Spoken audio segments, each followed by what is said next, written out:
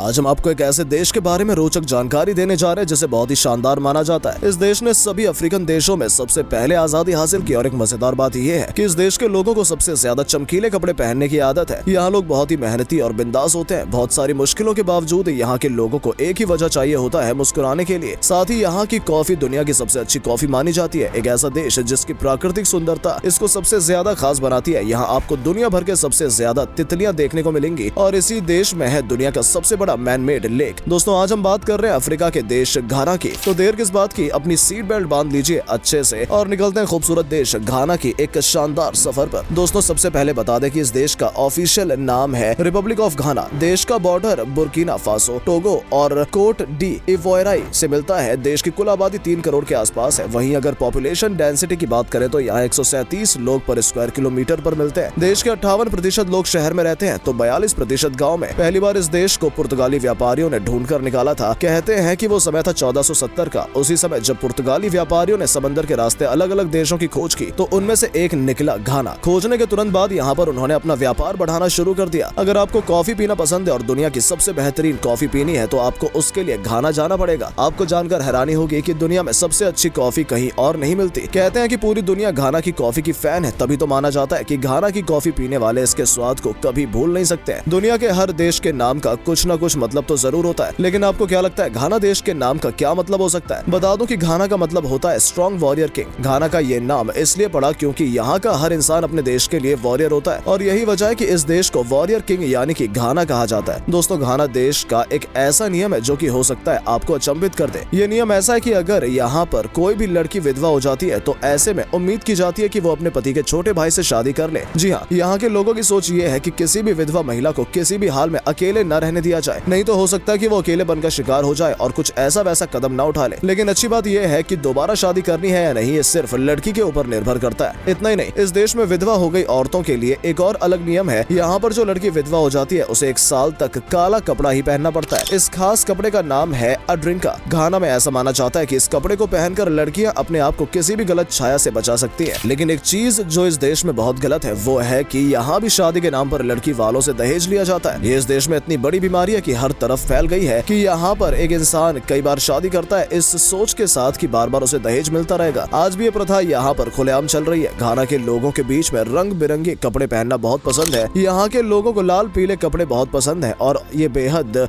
शौक से इसे पहनते हैं। लेकिन इसके पीछे भी एक कारण है। लोगों का मानना है कि जब आप कलरफुल कपड़े पहनते हैं तो आपके साथ अच्छा ही होता है और आप हमेशा जवान महसूस करते हैं। तभी यहाँ के लोग चाहे कितनी भी गर्मी क्यों ना हो बहुत ही चमकीला कपड़ा पहनते हैं। जानकारी के लिए बता दें कि घाना देश में इंग्लिश भाषा के सबसे ज्यादा उपयोग करने वाले लोग हैं। यही वजह है कि इस देश में जब बाहर से कोई आता है तो उन्हें किसी भी तरह की कोई परेशानी नहीं होती है बातचीत करने में। लिटरेसी रेट की बात करें तो घाना की लिटरेसी रेट है 79%, जो कि बाकी अफ्रीकन देशों के मुकाबले काफी अच्छा है। दोस्तों जब भी बात होती है अफ्रीका के देशों की तो लोगों को लगता है कि ये तो बहुत ही गरीब होंगे, लेकिन रियलिटी ये नहीं है। असल में दोस्तों घाना बहुत अमीर देश तो नहीं है, लेकिन ये बात भी सच है कि घाना बहुत गरीब देश भी नहीं है। इस देश को पिछले 20 सालों में डेवलपमेंट का खूब काम किया गया है। घाना देश में सबसे पसंदीदा गेम है फुटबॉल। यहाँ के बच्चे जैसे ही स्कूल से वापस घर आते हैं वैसे ये फुटबॉल खेलने लग जाते हैं। इसलिए तो इस देश ने इंटरनेशनल लेवल पर कई बड़े खिलाड़ियां दुनिया को दिए हैं, जिनमें से माइकल कोजो इसियन और असोमाहा ज्ञान प्रमुख है। घाना देश ने कई बार फीफा वर्ल्ड कप में भी हिस्सा लिया है। दोस्तों इस देश में सबसे ज्यादा लोग किसान ही है। यहाँ के लोगों की आय का मुख्य स्रोत खेती ही है। घाना का लगभग 60% किसान है और अच्छे लेवल पर खेती करते हैं। साथ ही इस देश में तेल, कॉफी, मछली और हॉर्टिकल्चरल एक्सपोर्ट किया जाता है। घाना के लोगों के बारे में कहा जाता है कि ये बहुत ही मेहनती होते हैं। कम से कम ये एक दिन में 9 से 10 घंटे काम करते हैं और जो अपनी खेती में काम करते हैं वो अकेले ही सब कुछ मैनेज कर लेते हैं। इतना ही नहीं, घाना की औरतों के बारे में कहा जाता है कि अपने पति के साथ कंधे से कंधा मिलाकर चलती हैं। यहाँ की सोच ही है कि चाहे आप खुद ही कितना भी कष्ट झेल लो लेकिन आपसे किसी को कष्ट ना हो। ये बात तो आप जानते ही हैं कि इस देश में ज्यादातर लोग किसान हैं। तभी जब भी इस देश में फसलों की कटाई होती है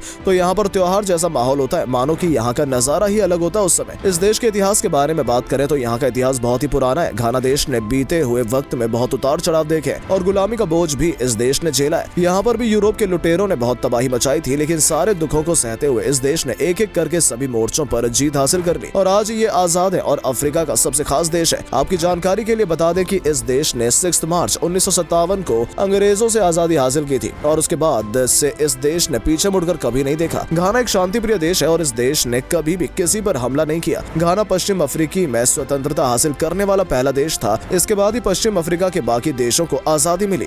क्या आपको पता है कि घाना देश ने एक लड़ाई कुल मिलाकर 77 सालों तक लड़ी है। इस देश ने ये लड़ाई यूरोपियन आक्रमणकारियों के खिलाफ लड़ी थी, जिसकी शुरुआत 1823 में हुई थी और 1900 तक चली थी। दोस्तों, क्या आपने लेक वोल्टा के बारे में सुना है? अगर नहीं तो बता दूं कि ये वो है दुनिया का सबसे बड़ा इंसानों द्वारा बनाया गया झील। पश्चिम अफ्रीका का ये एक बहुत ही दर्शनीय स्थल है। जब भी आप इस देश की यात्रा पर जाएं तो इस लेक का सफर जरूर करें। चलिए दोस्तों, अब हम आपको बताते हैं कि क्या है यहाँ का वीजा प्रोसेस और घाना में घूमने के लिए आपको कितने पैसे खर्च करने पड़ेंगे। बता दें कि आपके पास अगर सारे डॉक्यूमेंट्स मौजूद हैं तो आपको वीजा लगभग 3 से 5 दिन के अंदर ही मिल जाएगा। और अगर आप अकेले हैं तो आपको घाना घूमने के लिए 7 से 8 दिन में लगभग 1,40,000 रुपए खर्च करने होंगे। दोस्तों, घाना की करेंसी है घैनियन सेडी, जिसकी वैल्यू लगभग 10.10 भारतीय रुपए के बराबर होती है। तो दोस्तों, ये था पश्चिम अफ्रीका के सबसे खूबसूरत देश घाना। कैसा लगा बताइए हमें कमेंट में। क्या कभी आपने विजिट किया है ये देश, और अगर किया है तो आपका एक्सपीरियंस कैसा रहा ये भी हमारे साथ शेयर जरूर कीजिएगा। धन्यवाद।